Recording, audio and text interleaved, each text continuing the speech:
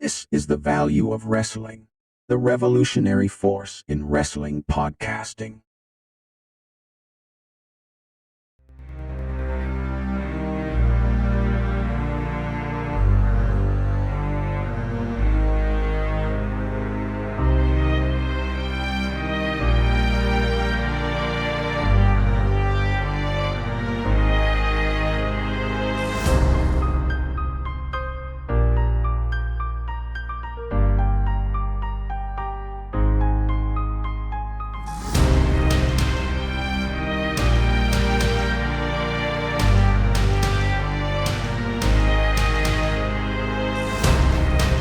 Oh, ladies and gentlemen, if you didn't know, now you know. Welcome to the Value Wrestling. I'm the Big Time, and I'm here with your Dark Side of the Ring review show, and we're going to talk about the newest episode.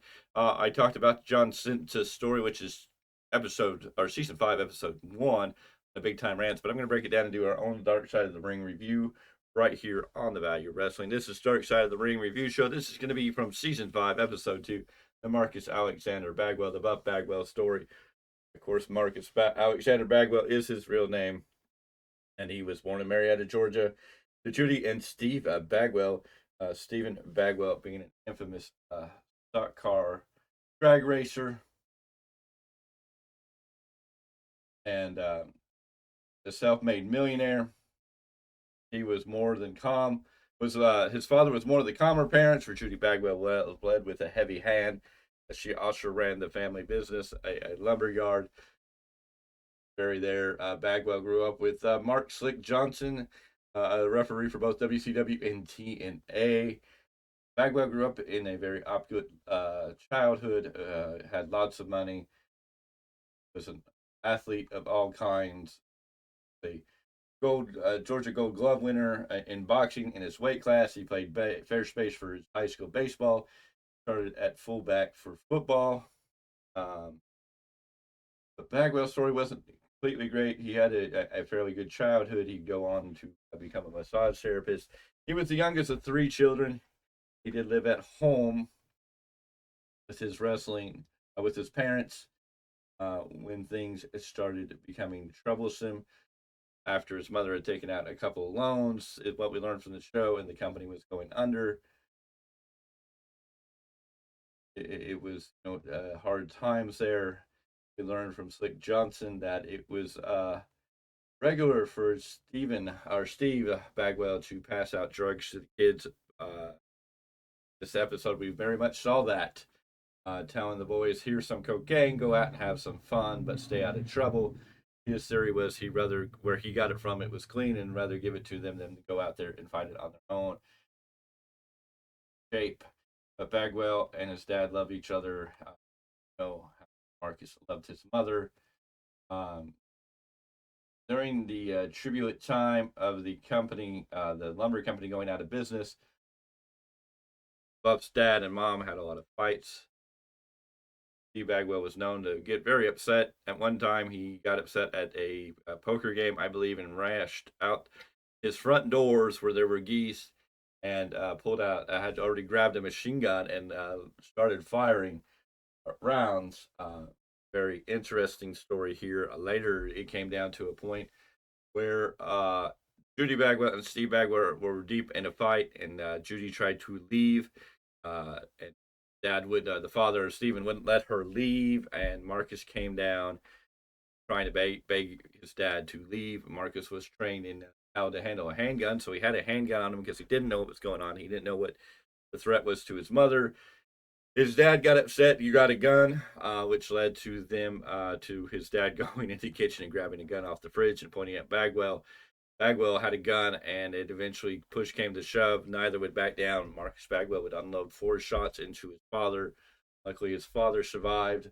Um, and in the story, they give us all the details of that. And they had a tumultuous relationship for a while until they made peace. Father eventually made the phone call telling, "Hey, my fault. I pushed it too far. I shouldn't have done that." So big news there. Crazy, crazy story. Eventually, his family was collapsing, and Bagwell would move out with his then girlfriend. He would go on to be a dancer. He had rented an apartment where Missy Hyatt would eventually be looking for a place to live. And Missy Hyatt, the reason Buff Bagwell got into wrestling, Missy got Buff in connection with Steve Lawler, help him train. At this time, Buff was married to his high school sweetheart. She became a dancer and supported him while he went and did training. He officially debuted he worked with Northern Jordan Wrestling as the Fabulous Fabian. Then in 1991, he started with a Global Wrestling Federation, which was regular on ESPN, which I watched as a kid. And he was known as the Handsome Stranger, a gimmick suggested by Bill Eddy, if you know who that is. He donned a Lone Ranger style mask and handed out roses to fans. Eventually, Missy Hyatt got him into WCW, where he would come out as Marcus Alexander Bagwell. He made his debut on WCW on number 5th in a non-television match, losing to Mike Graham. He would then wrestle a tryout match on November 11th and made his television debut as a fan favorite at the Clash of Champions 17, where he was interviewed by Missy Hyatt. He made his televised in-ring debut, defeating Rip Rogers on the December 14th episode of World Championship Wrestling. Bagwell made his pay-per-view debut on Starrcade, where he was paired with Jimmy Garvin against Michael Hayes and Tracy Smothers in a lethal lottery match, which he and Garvin won after Bagwell hit Smothers with the Fisherman Suplex to qualify them for Battle Bowl Battle Royal later in the night, which was eventually won. Bagwell received his first title shot on January 11th, 1992, against Steve Austin for the World Television Championship, but failed to capture that. Bagwell then would feud with Taylor Made Man. He would team up with many guys: Tom Zink, Too Cold Scorpio, the Patriot, and eventually he finds Scotty Riggs. We do get to see Scotty Riggs in this. Scotty Riggs gets to tell a story how Marcus Alexander Bagwell helped and saved him, and living in his car and was ready to just give up. Bagwell convinced him to come up where he was. And this is a little later. This is more current. So we got to hear from Scotty Riggs talking about Marcus Bagwell, which led us into when he joined the NWO. Didn't have to think about it twice. Nash approached Bagwell and asked him. Bagwell didn't think about it. Of course, this started the career of Bagwell becoming who he was. Unfortunately, in a tragic moment with Rick Steiner, he wound up getting seriously injured where he thought he was paralyzed. Things happened there. Talks about his drug abuse, his drug use, his being out of control. Not necessarily violent out of control, just he was a functioning addict, and he did a lot of things. Eventually, he crashed his car, put himself in the hospital, very serious condition. Very lucky to survive. Eventually, his mother wound up with Alzheimer's, and this is the most difficult loss for Buff. And it's a great storytelling here.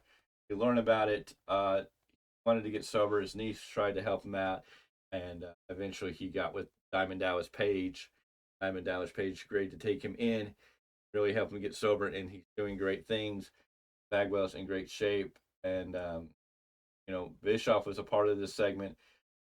From Scotty Riggs, we had Slick Johnson in there, and DDP and all the things.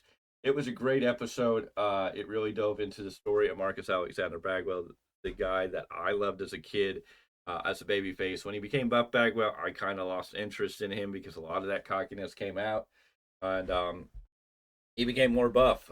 He did eventually go on to be a gigolo. It tells about a story where he got involved in a situation that was very confusing, and unfortunately, Marcus Alexander Bagwell had his falling out, but seems to be on the right track thanks to love and support of the family around him. Thank you, DDP.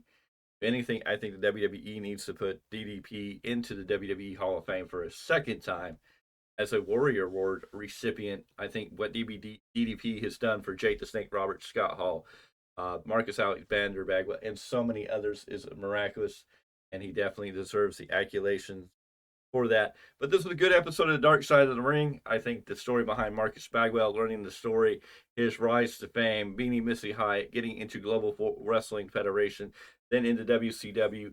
Marcus Alexander Bagwell, I can remember him teaming up with Too Cold Scorpio. I remember Stars and Stripes teaming up with the Patriot, and of course when he teamed up with Scotty Riggs, and they were the American males, American males, American males, American males. Yes, one of the catchiest tunes, and I'll probably stay in your head for a long time if you remember it at all. It is awesome to hear this story. I'm glad Marcus Bagwell seems to be on the right road. Hope he stays on that right road.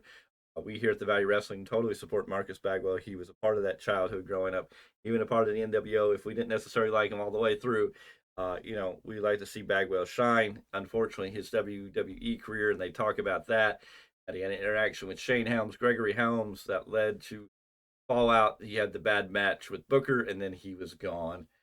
So hopefully Buff Bagwell can get one more shot. Maybe Marcus Alexander Bagwell can make peace with WWE. Maybe he can get one more match. Maybe he can find a way to get his induction into the WWE Hall of Fame.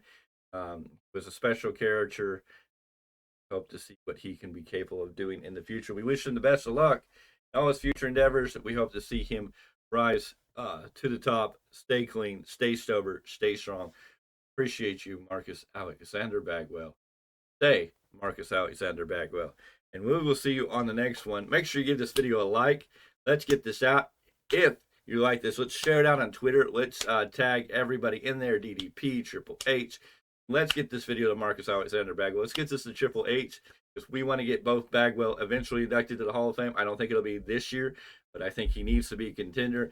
Maybe we can let him be in next year's Royal Rumble as a surprise entrance. Give him one more shot of being in the ring, one more swan song, one more dance. Let's support that. And let's also talk about DDP winning the Warrior Award. I think that is a true recipient. DDP Hall of Fame Warrior Award. So if you're watching this, give it a thumbs up so it'll get out there and people, see it. Make sure you go ahead and give it a thumbs up. Ring the bell for notifications so whenever we come up with new content, new video, and we're going to be coming out with a couple videos. We'll definitely be live later this evening when we do the Dynamite, AEW Dynamite Big Business tonight. We'll be here with Mr. Clark. Do a whole review show on that, so you want to be here for that. So ring the bell for that. If you're new here, please hit that subscribe button. We are quickly climbing. We are very close to reaching 300. We love to see that 300 mark, and we want to go well beyond that. So help us get there. Help us grow. We're looking for 1,000. But also, let's get this on the Twitter sphere. Let's get this out here. Let's show support for Marcus Alexander Bagwell, because we are here to support him. And let's get DDP into the Hall of Fame with the Warrior Award. So let's get this out to Triple H, everybody you can think of. Please share this out. Please like. Please subscribe. I will catch you on the next one.